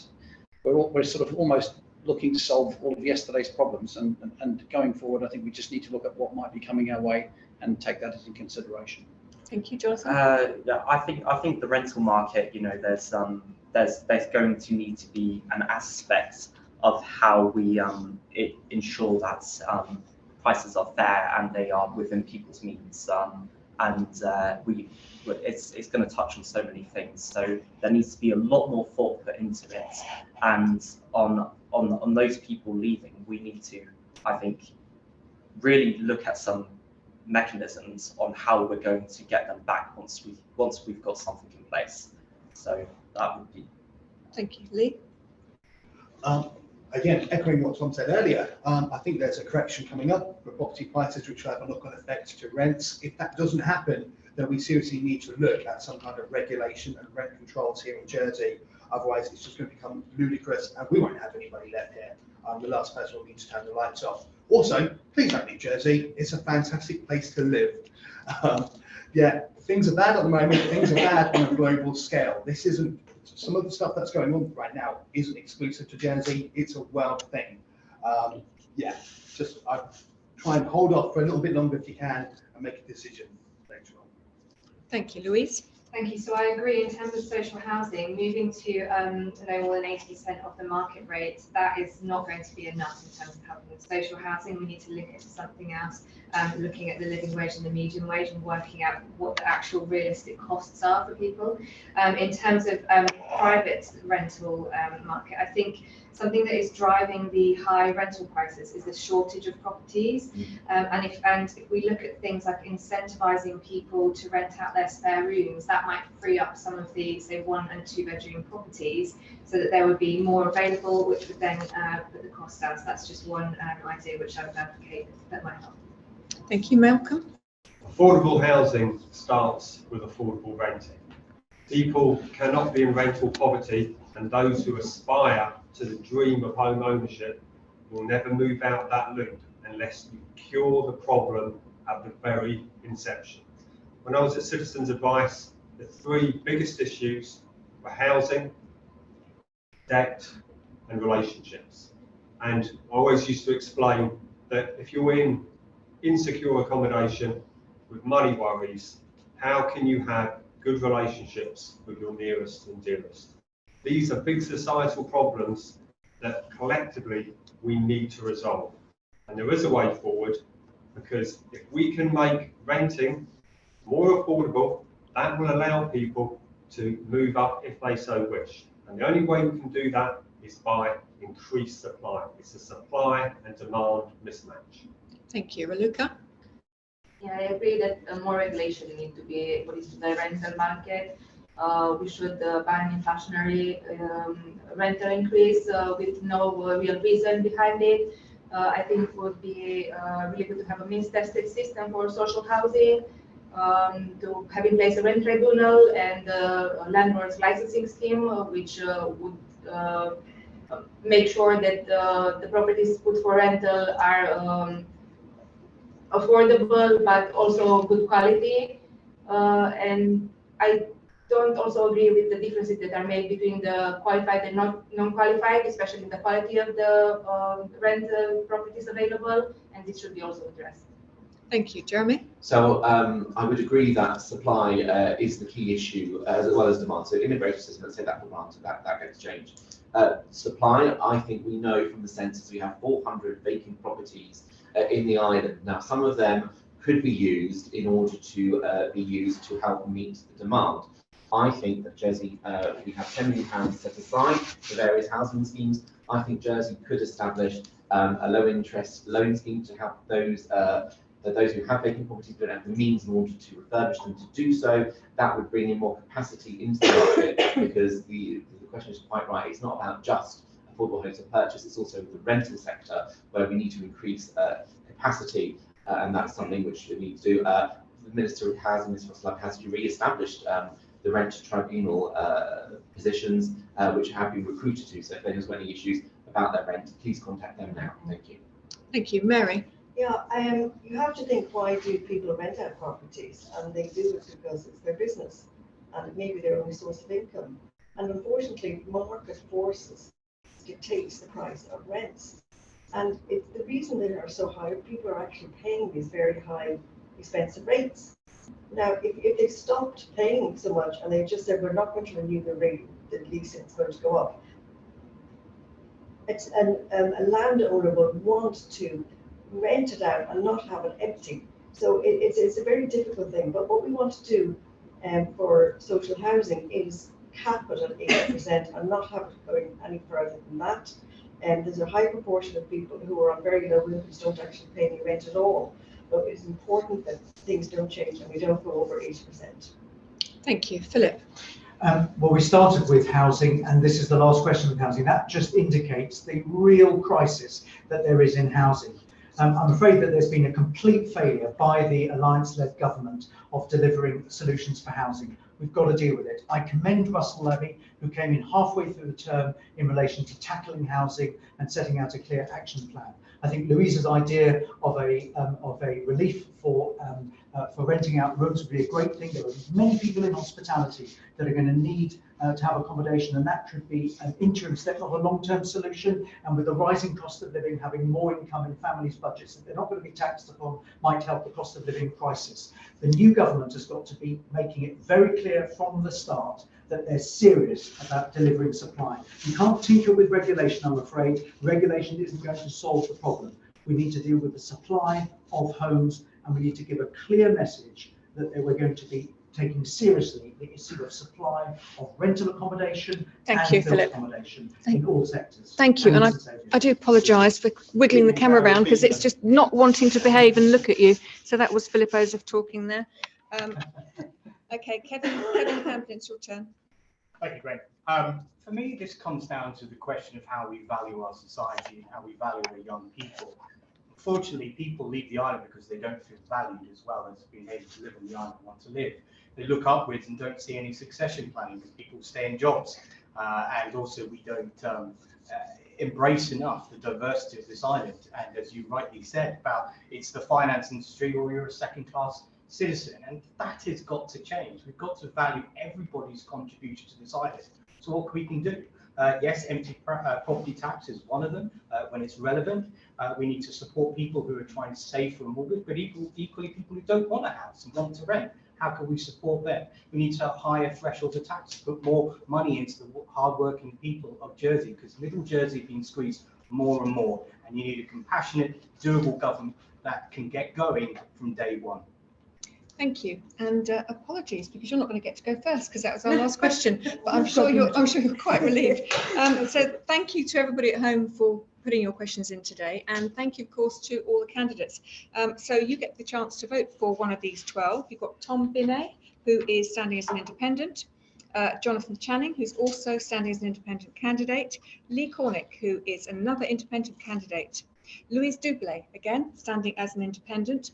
Malcolm Ferry, who is a Jersey Liberal Conservative, Raluca Kovac, who is standing for Reform Jersey, Jeremy Masson, who is standing as an independent, Mary O'Keefe, who is standing with Jersey Alliance, Philip Ozef, who's standing as an independent, Kevin Pamplin, who is also an independent candidate, Sophie Walter, who is a Progress Party, and Suzanne Webb, closest to me, who is an independent candidate. Thank you to all of you for coming tonight. Thank you to everybody at home for all your questions. The next Vote.je event is on Monday, the 13th of June, and we're going to be starting with the Connétable, of Grouville and of St Lawrence. So you can check Vote.je for all the links and, of course, for any information about the election coming up. Thank you very much. Thanks, everybody.